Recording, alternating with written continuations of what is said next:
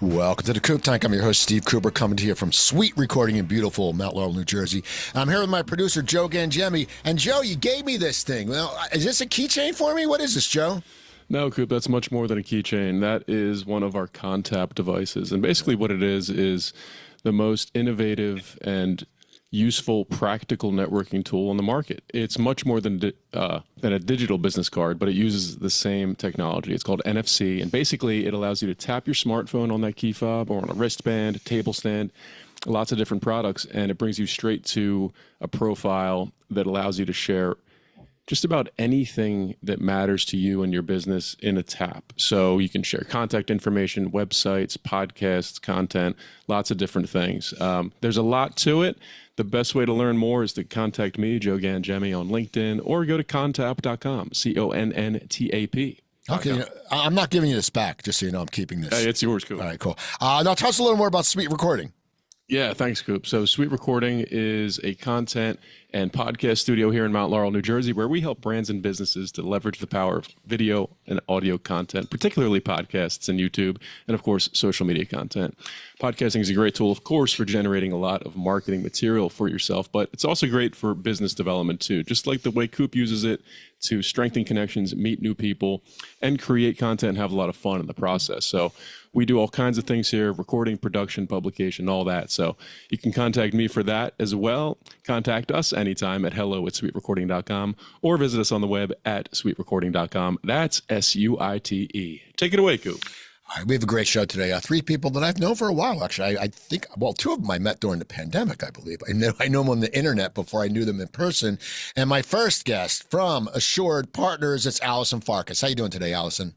Great. So happy to be here. Thank you, Steve. All right. And then a gentleman who not only works for Anchor Moving and Storage, but he has a best-selling book called Moving Magic, Moving with Children. It's Matthew Contrady. How you doing, Matt? Great, Steve. Hope you're having a great day. Thank you for inviting me.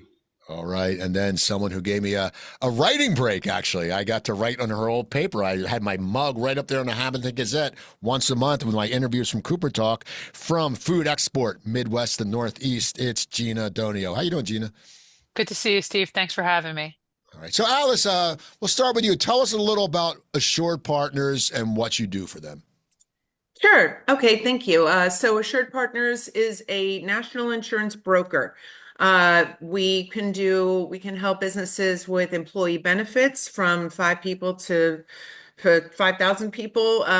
We also help businesses with property and casualty, all types of business insurance, and we can also do personal lines. So the answer is always yes. We're here to help with any type of insurance needs. Again, we're national, but got that local Main Street feel and very consultative, very relationship driven. So, and I help businesses, sort of small to mid-sized businesses, with their business insurance, and I can also help with personal lines. So that's what I do for them. All right. And Matt, tell us a little first about Anchor Moving, and then also about your book. Sure. Excuse me. So Anchor Moving and Storage is an agent for Atlas Van Lines. And basically, I can move anyone or anything anywhere in the world. You want to move around a corner in the same town, you want to go to a different state, I can even relocate you to a different country. So, and they basically, when people say, I don't want to move that, you should call Matt. What about your book? And the book. So Moving Magic, Moving with Children, came up with the idea last year. Times were a little bit slow in the industry. And from doing in-home estimates, you see the stress that families go through, and like parents, they get so frazzled and the anxiety, they just start to yell at the kids. So I came up with the idea to say, why not include the kids? So it's a guide. It has puzzles, coloring activities. It's an educational activity book. And then in the end, it could be kept as a keepsake. All right, that's cool. And Gina, tell me about your new, I haven't talked to you for a while, but this is a new position for you. I've been here about 2 years. I am the marketing and communications manager with Food Export Midwest and Food Export Northeast. We are nonprofit organizations that assist U.S. companies looking to start or expand their export sales. We work to maximize their success through programs and services in export education, market entry, and market promotion. And we work with 23 states in the Midwest and Northeast. All right. So Matt, man, give me your path to getting to the moving business, because everyone has a story. How did you end up being in the moving business? I was writing mortgages for a while, and it got to be trial and tribulations a lot. So I was able to network and expand my business world by leaving that and getting into the moving industry. So not only could I just help out like one realtor, house, firm, I could help out many. And then I could also, help out my friends, families, develop accounts. So I was able to, just grow personally and professionally. All right. How about you, Gina? Because I just said I worked with you in the past. Because I haven't talked to you forever.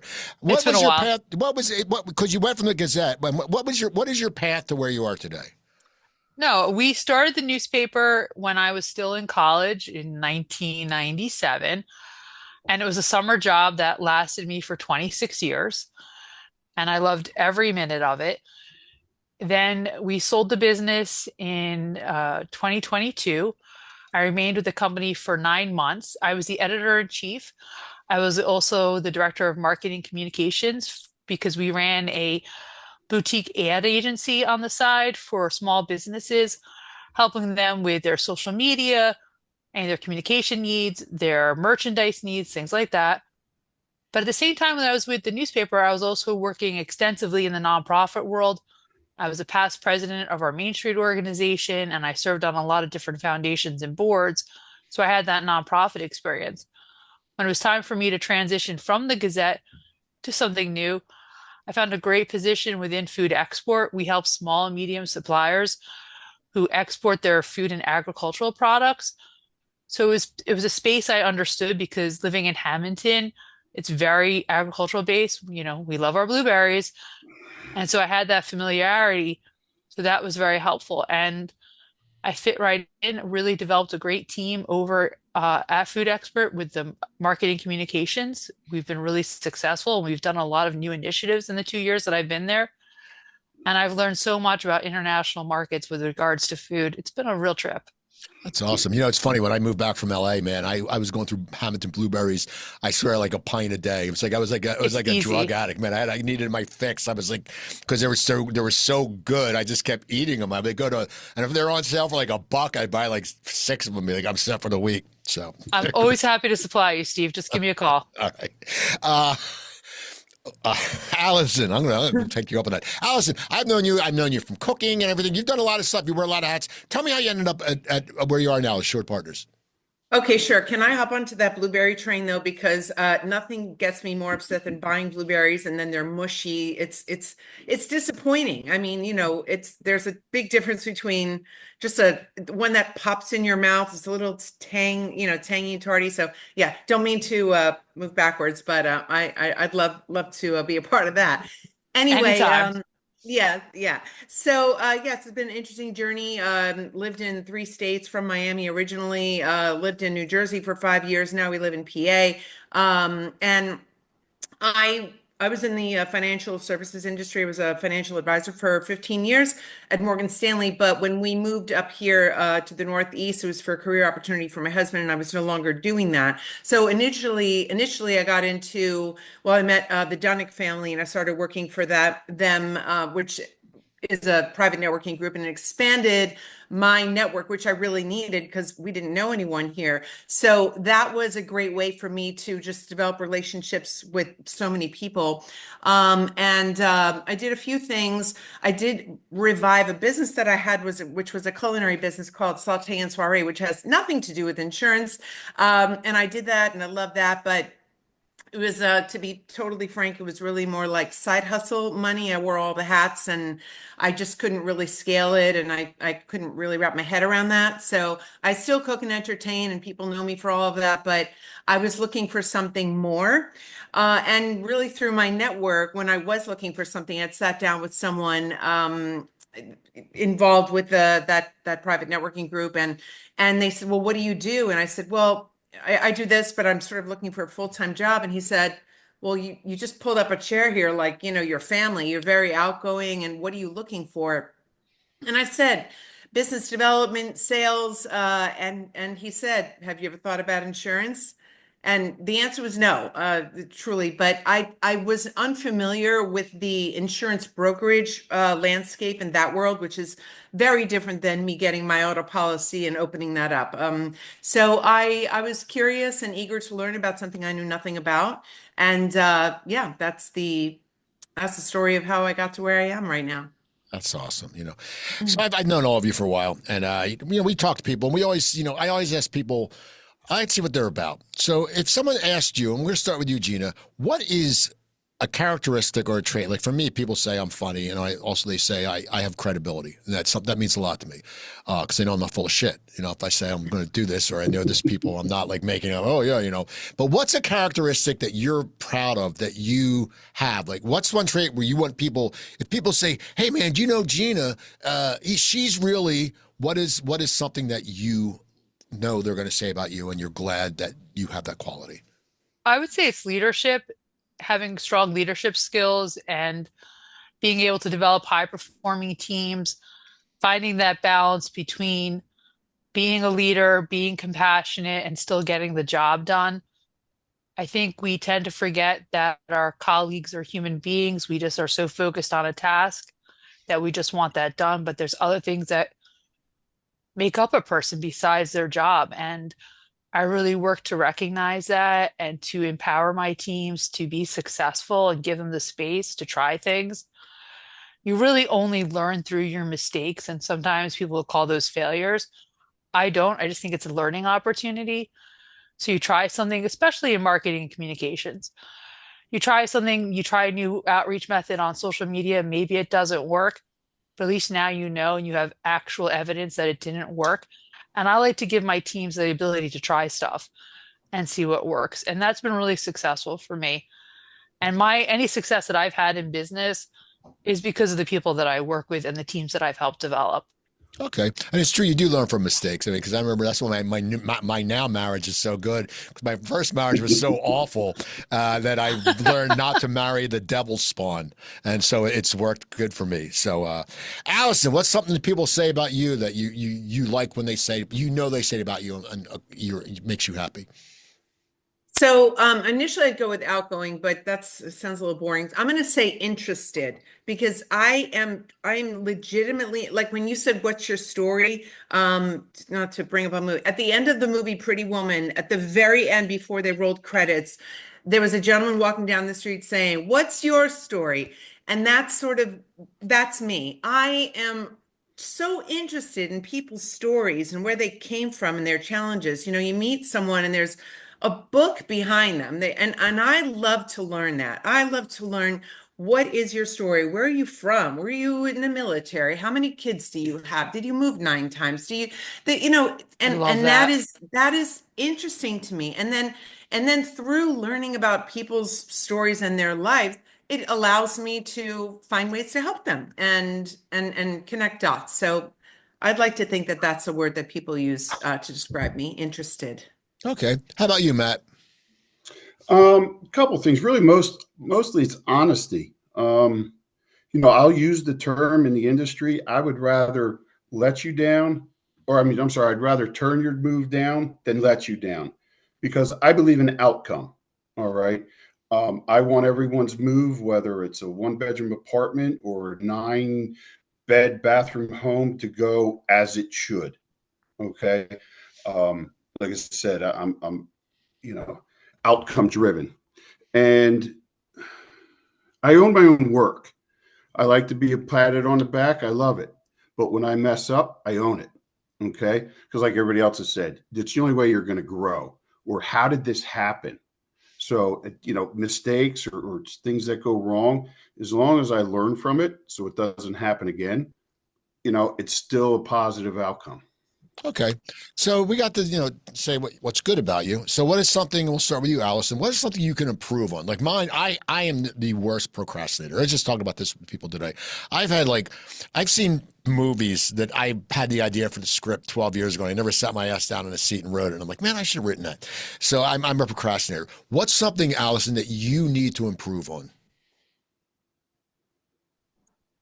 I would say that I could be a little self-critical, and I don't give myself the grace if I, if there's an area I'm struggling with or I'm unfamiliar, I'm hard on myself, and I need to give myself a little more credit and focus on the things that I did achieve in relation to that thing, as opposed to focusing on, just harping on my not having accomplished something or learned quick enough. Or so I would say I can be hard on myself, and I'm learning to give myself a little more grace. So Okay. I'll go with How, that. how about you, Matt? What can you improve on? Sometimes focus. I hear something or I see something, I am quick to go down the rabbit hole. I'm supposed to be doing something over here, but I'm like, wait a minute, what's that? And then I'm like, uh-oh, that just took an hour or two of my day. And I'm like, ew, how do I get that back? So that, and then sometimes I've been told um, I I maybe micromanage a little too much. So sometimes I got to ease up and let people do their jobs, and just that, let them do their jobs and expect the outcome to be what it should be. Okay. It's funny when we ask this, like, I listen to all of you and I listen to all my podcasts. I listen to my guests. My wife's like, you never listen to me. You got to learn that. And she goes, you listen to all your guests, but you never listen to me. And then I make the mistake of saying, yeah, well, my guests are interesting. Then I sleep on the couch. I wouldn't say that. I don't say that. Gina, what's something you can improve on? I would say that I think that I can do everything all at once, and I would just want to do it all, whether it be adding four new types of publications or adding different types of projects. And then I'm like, oh gosh, I forgot that we have 17 other things we're doing. I just want to do everything because I feel like that's the best way to get something done and to do all these projects. And I just get so excited about it. I'm like, yeah, we can do that. We could definitely do that. I have time. And then I don't have time because you just don't. You can't do everything. So it's prioritizing certain projects over other things and saying no to great ideas because maybe it's not the right moment. And I need to learn to say, this is really super cool. And man, I really want to do it, but not right now. And maybe in 6 months I can do that. Okay. It's funny. Allison, when you talked about being hypercritical of yourself, this question just popped in my head, and I posted a quiz on this, a poll on this on LinkedIn. I don't know how to take a compliment. Like this morning, I was in my one group, and someone said, "Hey, I'm here because of because of Steve. I met all you people because of Steve." And I'm just like, I don't like that. Allison, can you take a compliment? And how do you? Yes. Yeah, you can. Okay, all right, that's all you want to know. Okay, Matt, can you take a compliment? Great question. I don't know how to answer that. I think I could, but sometimes I know I can't. I'm just like, well, that's what I was supposed to do. Okay, all right, Gina. No. Absolutely not. I am really good at deflecting and putting the credit back to where I think it belongs. I cannot, no, Okay. absolutely not. I just sort of popped in my head when you said it because I can't. And Stacey No. Lindemann told me that. She's like, Cooper, you can never take a compliment. So I know that I'm guessing from talking to you, because I'm not a goal setter. I mean, I try to put stuff down, but I'm not like, but all of you seem very logical and goal setting types of people. So if you are a goal setter, what is one goal you've plan for 2025? We're almost a third done in the month of the year. Matt, are you a goal setter? And what is one goal that you've done for yourself, either professional or personal, for 2025? Yes, I do set goals. And one of the things, though, is I've learned throughout life is to set goals that are attainable. Back in my 20s and 30s, I was like, oh, yeah, I'm going to conquer the world. I'm going to, I'm going to be the best salesman every month out there. Well, believe it or not, there's other people out there that are doing that. And then you set yourself up for failure. So what I've done with my goals is to make them more realistic. On the personal side, I want to lose some weight. So my goal is to, drop down 5-6 pounds a month. On the personal side, I want to be able to make, whether it's emails, phone calls, it's handshaking. I am an old school cold caller, so I like to be on the street. I want to make approximately 30 to 35 contacts during the business day. Okay, that's okay. How about you, Gina? Very goal driven professionally, always have been. I love a list, live for a list. So I have a lot of those goals, but personally, I am horrible at setting personal goals. But this year I did set a new goal. I want to go to at least 2 new states that I haven't been to. I tend to always visit, New York. I'm from New York, you know what I mean? Or the states, Massachusetts, because my husband's a Red Sox fan. So this year I'm planning to visit 2 new states. I'm going to accomplish one of them next month or at the end of this month when I go to Missouri. I've never been there before. So I'm super excited about that one. So we'll see what the other state is later in the year. I don't know yet. All right, that's cool. That's good. It's good you're doing that because I always say, people. I've lived in a few different places. I know you have, Allison, too. And it always confuses me, like when people who are older with no kids always go down the Jersey Shore. I'm like, man, for the same price you rent a place, you can fly to New Orleans, you can fly to Chicago. That always cracks me up. But it's good you're getting out because a lot of people from New Jersey, because we have so much to do, stay in New Jersey. Allison, goal setter. So I did not, I'm embarrassed to say this because I'm surrounded by so many people who are. I am now more of a goal setter, but in my 20s and I was not. It just wasn't on my radar. And I think it has a lot to do with who is around you, my parents never talked about goal setting. And my dad was very successful. And I think you can be successful if you don't set goals. I think you're more, there's a greater tendency to be successful if you are setting them. So as I've, grown and switched careers and job locations, there's definitely a greater emphasis right now for me and in my industry on certainly revenue goals and sales goals. And I understand that, and I want to be a part of that. So I'm learning. I actually got together with a girlfriend who's, I would say, an expert at that. And I said, could you share with me how you do your goal setting? And she knows who she is. So she gave me some great inspiration on how to conquer that. But I also think at the same time, it's never a straight line. So if I'm up at 7:30 and I'm working till 6 and I am enjoying what I'm doing, I feel, the universe is going to reward me because of the work that I'm doing. And that, yes, I have those goals. I have revenue goals, but I could be doing drops. I could be doing cold calls. I could be reaching out and leaning on my relationships. And I feel like it will come back to me and it won't be in a straight line. So the goals are there, but I'm also just doing the work and, believing in karma, I guess you could say. So it's sort of a mix of both. If that Okay. makes sense. So that's your goals for 2025. Now let's look back at 2024, okay? And it could be personal or professional again. What is something you're proud of? Like what's something I'm proud of, I always say, is how I built Cocktails with Cooper. From being an online networking thing to where I have 5 sponsors a month. I make good money off it for that one night. People like it. I get new people coming in. And that built just out of nowhere. And that's something I'm proud of. And it's, because it's an accomplishment. It's something you build. It's like a little plant I watered and it grew. So we'll stay with you, Allison. 2024, and it can be professional or personal.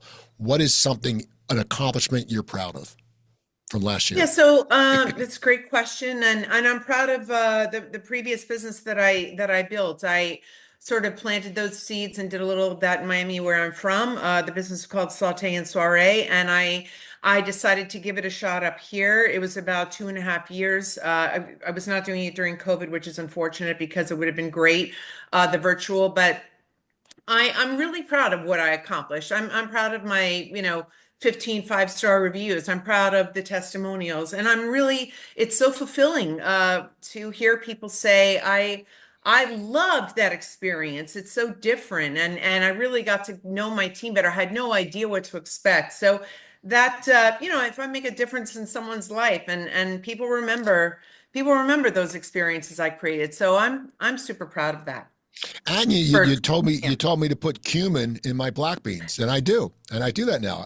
But I still drain them. You told me not to drain them, but I still Don't drain. drain. I know. We'll talk this another time. I Okay, drain we'll them do. not Okay. completely, but I do put the cumin in. Or yeah. Okay, good. I'm glad. So Matt, something you're proud of, personal or professional from 2024 last year. I'm proud of moving with children. Um, Never in a million years thought I would write any type of book. And to write that book and to become a published author, and make it to the Library of Congress, never saw. I didn't just step out of my comfort zone. I stepped out of my comfort area. And the biggest reason why I'm proud of it is because that book is 100% mine. The editing, the illustration, just that entire book is every page, every word is my idea. And I wanted to, at some point we're all going to expire. I wanted to leave something behind. That's awesome. That's awesome. Good, good. How about you, Gina? Professionally, we had a really strong 2024 as a team at Food Export. We developed some really interesting new content for our suppliers, really helped inform them about the services and programs that we offer that can really help the supplier succeed in exporting. And we made a lot of new video content, which was a little outside of my wheelhouse. I am an old school print journalist, so developing a lot of high quality video content was not something I was familiar with, but we had a great vendor and that went off tremendously. Personally, I've maintained some really good relationships with people to the point that one of my former colleagues from the newspaper, he and I, and the former owner of the newspaper, who's also my husband, at the very end of last year, we launched our own podcast. We call it the Jersey Oddcast. And it's just something super fun that we're doing right now. And I never thought I'd be doing that. So that was pretty much a good accomplishment for us. That's awesome. Podcasting's fun. I have 3 people. You can go to coopertalk.net. I'll be posting Paul Young today. Paul That's Young, the neat. great singer, and also Coop's Comedy Corner. And I just had my friend, who was on last week? Roger Cabler, very funny guy. Good story about dealing with bipolar and addiction and coming back from losing everything in the entertainment business. But so let's talk about losing everything. Let's talk about rejection and how we deal with rejection. I was in the entertainment business, and when you would come back from an audition, when you didn't get that call back, you would just feel like shit. Your face, you could tell. Like you could tell when someone didn't get booked the gig. You'd be like, the face. So we all deal with rejection in different ways. I'm not very good at it. I'm used to it now. So Matt, how do you deal with rejection?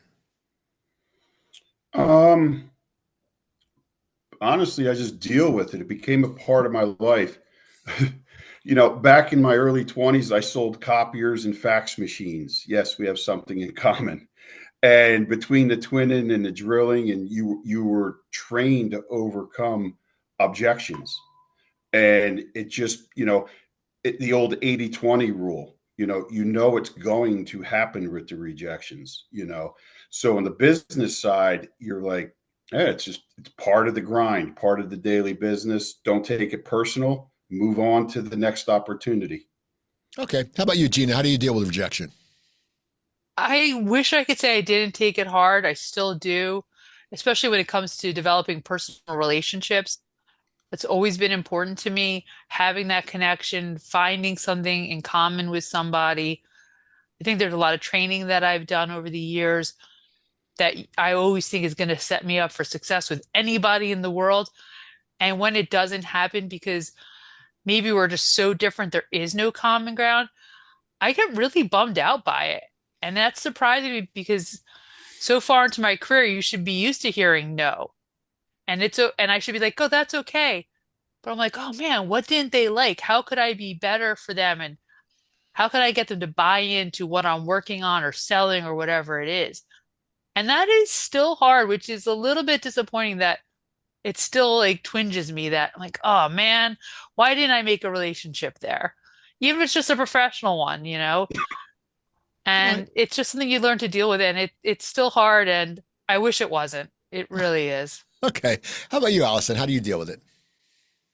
So I would say come out of it thinking, what can I learn, from this experience? Why was I rejected? If I was rejected for, a job and I wanted that job, maybe I need to learn more about what that required so that in my next, my next efforts, I'll be more prepared. I also think that rejection is very much a mixture of you and the other person, and not to put it all on yourself, because oftentimes, whether it is a personal relationship type of rejection, or oftentimes it's their requirement set, I guess you could say, that you're not matching. So not to take it personally, it doesn't all have to do with you. It has to do with their requirements, their needs, their expectations. So not to internalize it so much. So to learn from it, make it a growing experience, but know that it's not always entirely about you. Okay.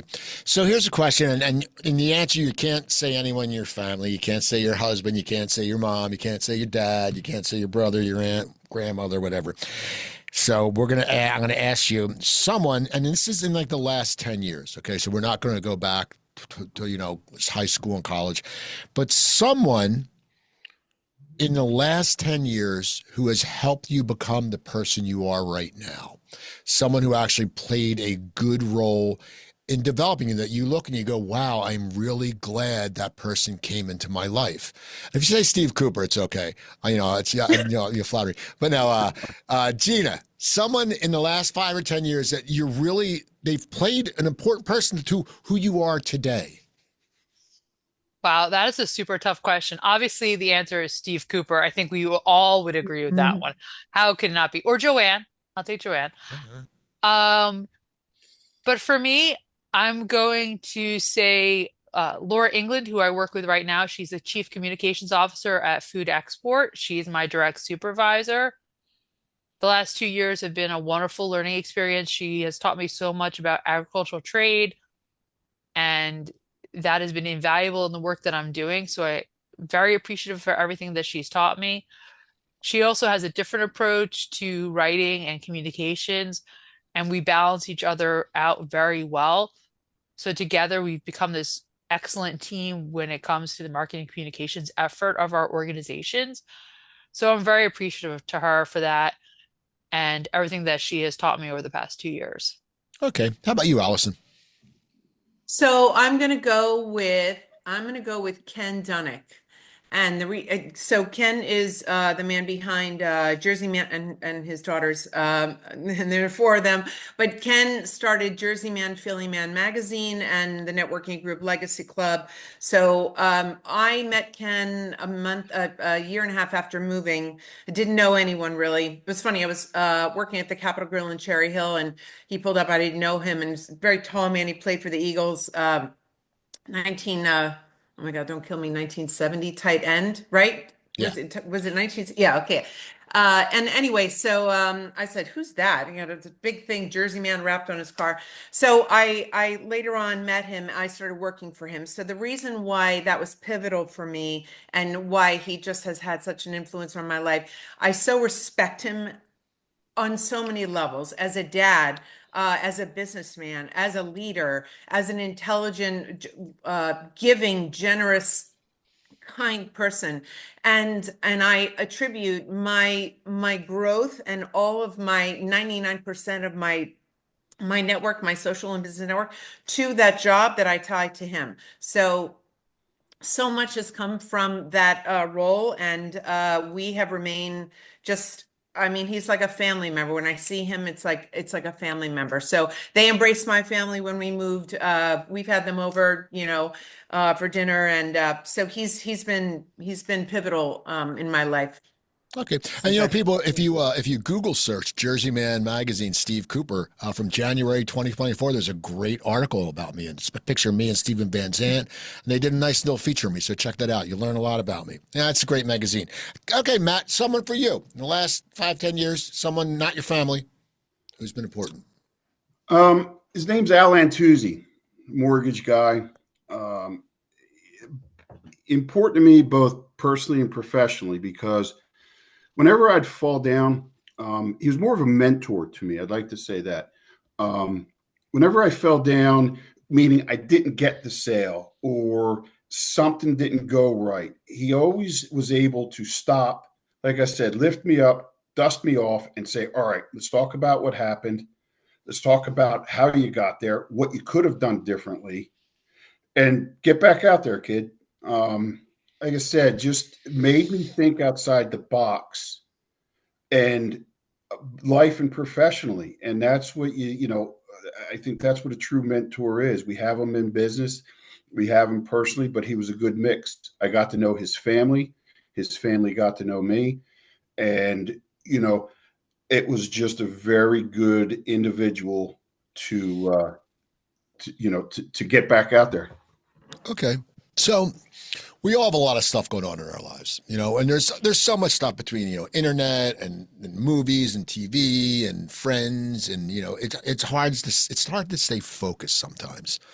And it's hard to get motivated sometimes for me. It may not be for others. I mean, I don't go to the gym right now because where I go the back road doesn't work, and I don't want to get stuck on Route 70 making a left. So I don't go. I haven't gone. I used to go 5 days a week. I've not gone since there's been construction in my neighborhood. Okay. So I'm not motivated that way. But motivation. Matt, how do you get motivated? What motivates you? What is your motivation in life? Life. I came up with the saying that, you know what?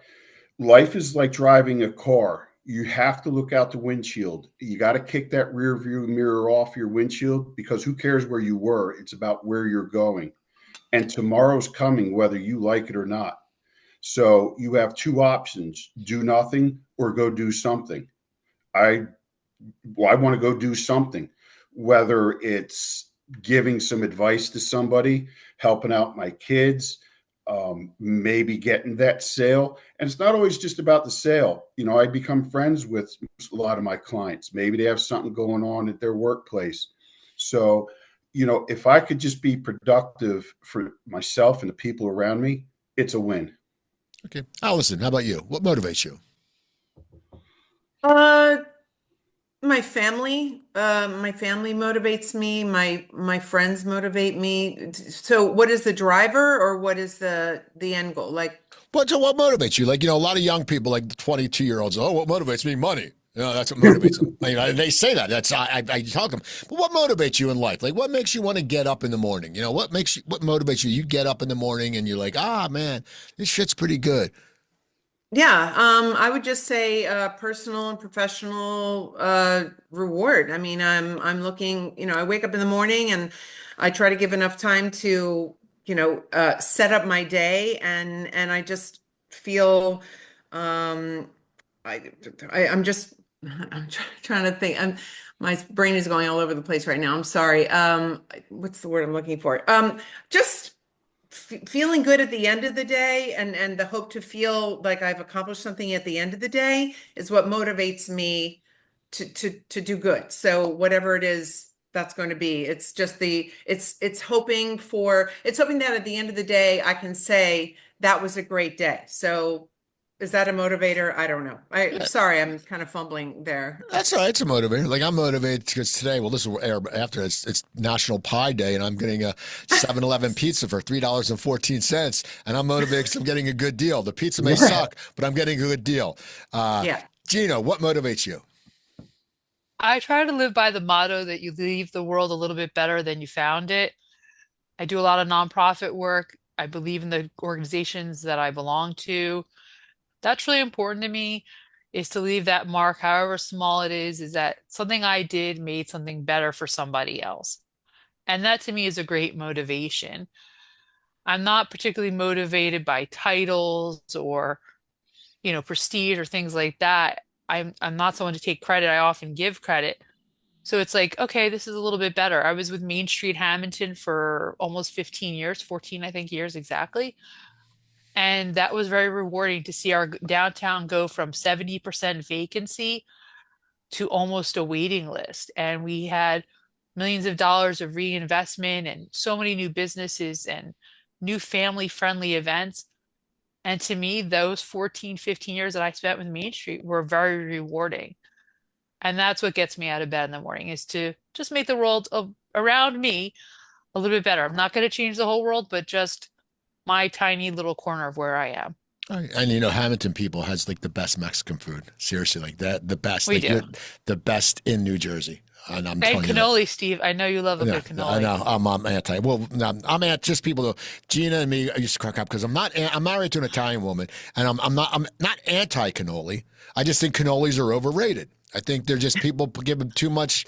I'm like, no, they're nothing great. They're okay. People are like, you never have a good cannoli. Yeah, I'm married to an Italian. I've had good cannolis. Just they're overrated. So don't get me started, Gina. I'm trying to watch my blood pressure.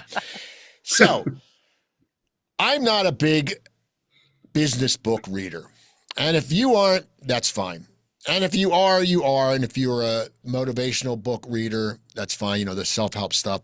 So if you are, give me a book that has made a difference in your life. And it could be something you're reading right now, or it could be something from the past. Allison, are you a big motivation or business book reader? And if you aren't, that's fine. You can give me a book that means something to you. It could be something completely different. It could be, in fact, it could be Moving Magic, Moving with Children. That could be the book that means something. But what's a book, Allison, that has played a role in your life? So I'm not an avid reader, but I'm fascinated with sales. Sales is interesting to me because it's psychology and dealing with people. And so I will, I'm into personal and professional development. So I'll pick up books like, there was, and I don't know the title, I'm sorry, because I'll sort of book float from one to another. I don't commit to one. I get in bed, I fall right to sleep. I just don't read like that. But it's Emotional Intelligence in Sales. I don't remember who wrote it, but so things like that interest me. And if I'm not reading, I'm really a language person. I'm fascinated with foreign language. So that's something that I'll really be doing, is listening to, languages and when I'm driving, as opposed to listening or reading a book. So I don't really have a direct answer to that. Okay, that's fine. How about you, Gina? Are you one of these business book readers? I'm not a huge business book reader. I love to read. I always have a few books reading. At work, I always have my AirPods in and I'm listening to usually an audiobook. I will echo what Allison said. Relationships and understanding the psychology of people is so important. Emma by Jane Austen is a great book about relationships and how people can be, I don't want to say manipulated, but yes, manipulated by this one character. Pride and Prejudice, another great one. The more you read, the more you understand people better. There are just some common truths. Business books, I love Malcolm Gladwell's The Tipping Point. Such an easy read, but a lot of good snippets in there. He's a little controversial, not everybody loves him. And again, Dale Carnegie, How to Win Friends and Influence People. Read that book for the first time probably 25, 26 years ago. It did shape a lot of what I do. I believe in a lot of Dale Carnegie's lessons.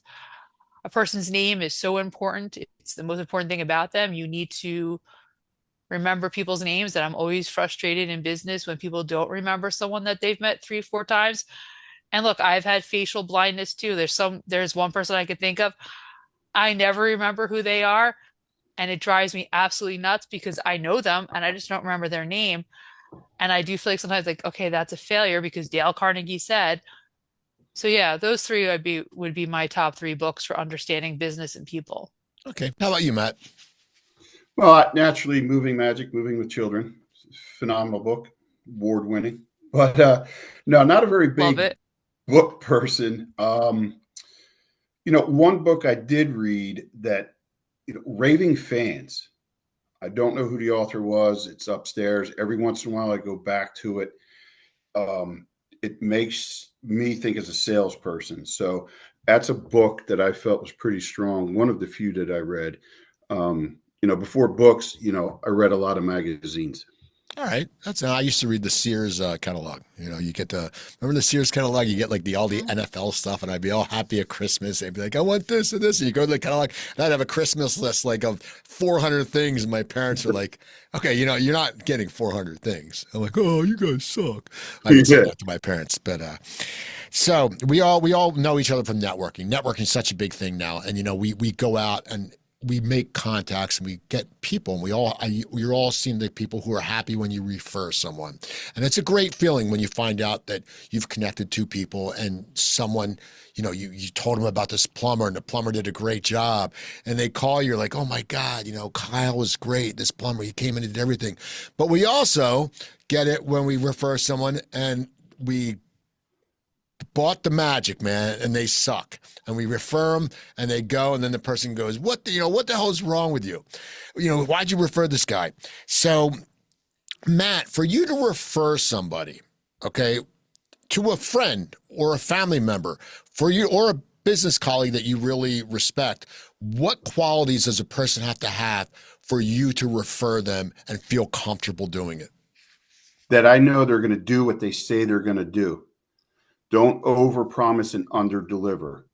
If you're going to go and fix, on the plumber thing, if you're going to go over and redo their shower and their toilet and sink, do just that and make sure the job's done.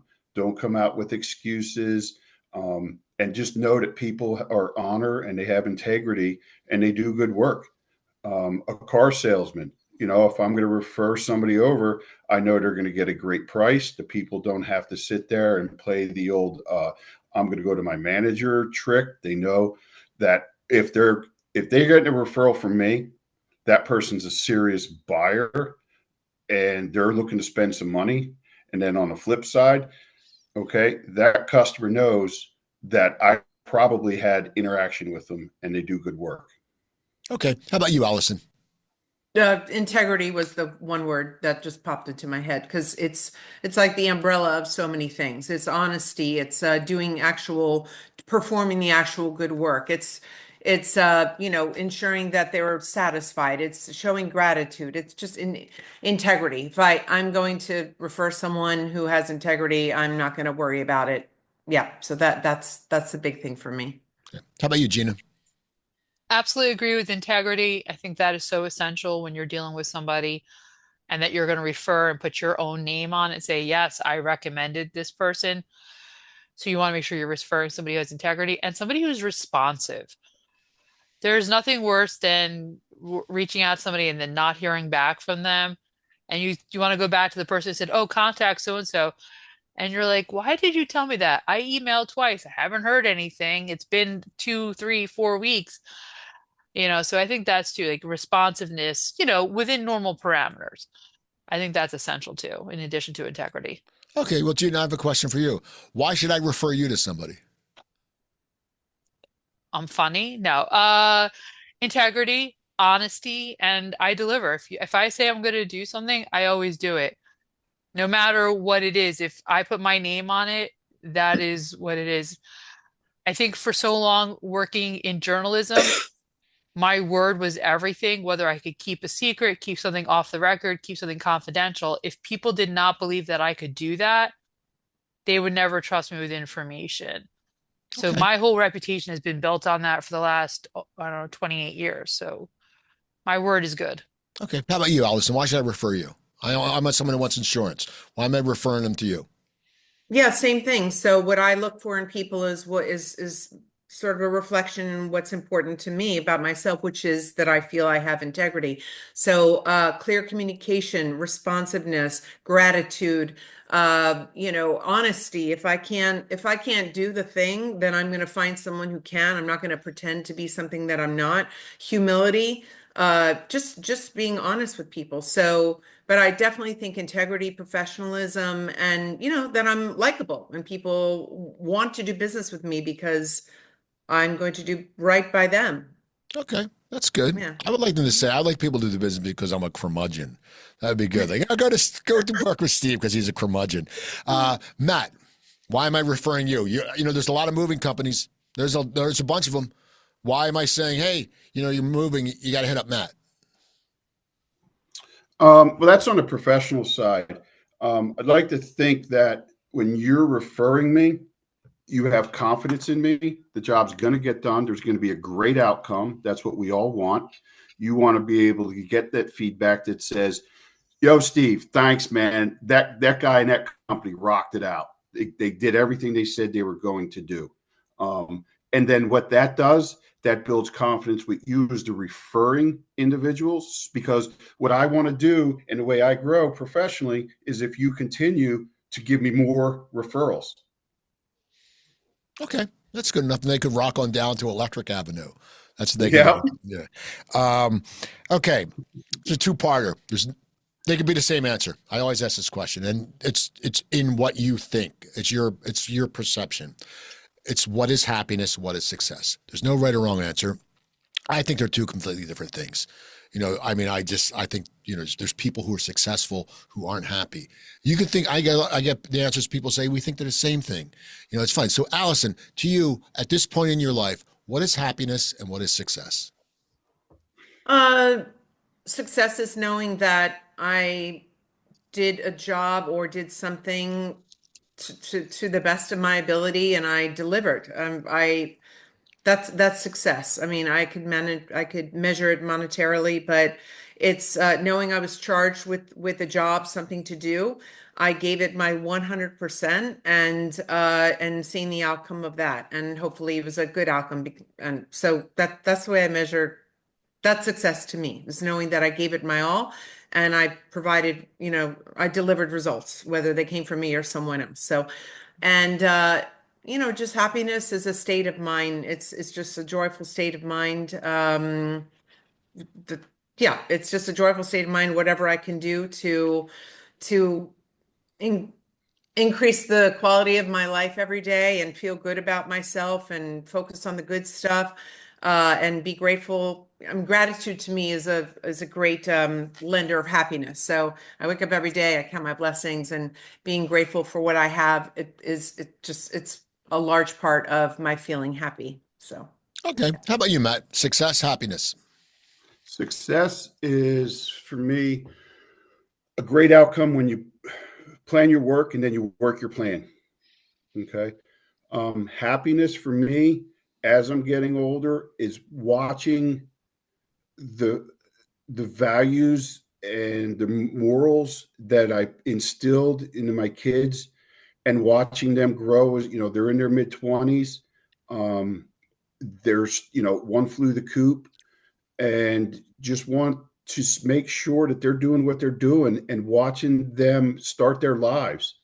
So right now, happiness to me is family, and also like my neighbors, making sure that they're all happy. That if they, are planting some flowers, why are you planting them? Sometimes there's stories behind things. So delivering happiness is also something that makes me happy. Okay. How about you, Gina? Success for me right now, professionally, looks like my team is content and happy with the work that they're doing, and they feel that they have direction and they have a real opportunity to succeed, and that our suppliers are learning and feel secure in their decisions to export internationally, and that they feel like we've armed them with the best tools. That for me is success professionally right now. Personal happiness is when everyone in my life is happy and healthy themselves, and I feel that appreciation for that, to know that, people aren't sick. I think it's been a rough winter, I'm not gonna lie. And happiness is finding that, okay, everyone's healthy, everyone's doing okay right now, and everyone's is secure. And I feel like that's important. And maybe if my Mets have a good season, then I'll feel some happiness too. But I don't have a lot of hope on that one. I'll wait and see. All right. Here's a question, because we all network. One thing that you like and one thing that you don't like. Just one thing that you like and don't like about networking. Allison, one thing you really like about networking, one thing you don't like about networking. Well, the like is easy. I'm trying to think about what I don't like about networking. I don't have an answer for that right now. I love meeting new people. Like I said at the beginning, I just love meeting new people, hearing their stories, finding out how I can help them, and that feels good. So I'm a people person. What I don't like, you may have to come back to me. I don't have an answer right now. I'm sorry. All right. Right, well, that's Yeah, crazy. she's There's doing something, awesome. there's something you gotta not like. Like, I hate when people come up to me and they just talk my ear off and I can give a shit about them. I'll be honest. Like, they're just sitting there going, hey, hey, and I'm like, okay.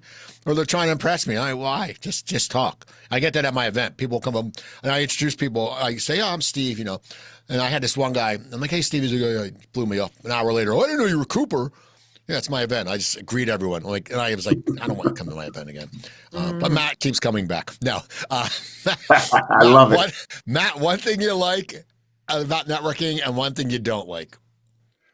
Meeting people. Not just that is I like if there's a little bit of a pregame to see who's there so that I can get there and meet the people I kind of have like targeted. And then also too, being in the moving industry, a lot of people don't understand. We don't just pick things up and put things down in homes. There's so many different avenues that you can educate people that I learned through networking is doing one-on-ones, okay? Or helping people find the value of how they could use our services. So that's what I like about it, and just learning and hearing other people's stories. And then the thing that I don't like about it is all the groups is when you go to it and you just have the clicks and they're tight. You can't even say like, hey, how you doing? Who is everybody at the table? Or, the circle so shoulder to shoulder. It's like, well, you came here to network with other people, but yet you still do the same thing when you come to the groups and you don't walk around the room. You're not shaking hands, just like that quick 3-second elevator pitch. Okay. How about you, Gina? I love it when I meet somebody and they're like, hey, do you know anybody in XYZ industry? And I'm like, oh my gosh, yes, I do. I love being able to help somebody. I think that is such a great and rewarding experience from networking. And again, like Allison and Matt both said, I adore hearing people's stories. Everybody has their own story to tell, and they're often very fascinating. And if you listen well, they will tell you more and more. And that is so intriguing. What I don't like about networking is that sometimes it goes by too fast, and maybe I didn't get to talk to everybody that I wanted to, or a conversation gets cut short. And I'm like, oh man, I really wish this could go on for another half an hour because this story was just getting really good and I want to hear how it goes. All right. Well, you all been great today. Here's a final question. I always end the show with this. Someone comes up to you. They could be anywhere in their life. We've all started over. We've all had different jobs, and they're someone who just wants to make a niche for themselves, wants to make a mark on the world, in the business world. Someone who, they can be getting out of high school, they can get out of trade school. But what advice would you give to someone who came into you looking at you as a mentor? What advice would you give to someone? Allison, what advice would you give to someone on, how do I make a difference? How do I make, what do I have to know? Is there any things you've learned that you wish you had known? I mean, what advice would you give to someone if someone comes to you as your mentor? Yeah, I would say the most important thing, even if you're sitting behind a cubicle, is just meet as many people as you can and learning from their stories, and just meet as many people as you can. And you don't know where you're going to be in life. You don't know where you're going to live. Hello. And what jobs you're going to have. So build relationships, keep those relationships, help people, be of service to people. And I think that's really good advice for anyone, a younger person coming out of college or so forth. Just start getting out there, developing relationships, seeing how you can help. And that would be my advice. How about you, Matt? My advice would be, don't put your hand in just one bucket. Start with a bucket, but then develop other buckets of networking, source of businesses. So that way you don't have just one source. It's, if one bucket isn't working for you this week, maybe the other ones that you developed, something's going to work out of one of those buckets. And then I would also tell, the individual, if we were standing on a mountain and looking down on all these horses, let's not run down there, okay, and just jump on one and go ride it. Let's walk down there, get to know them, and ride all of them. All right. There's a joke.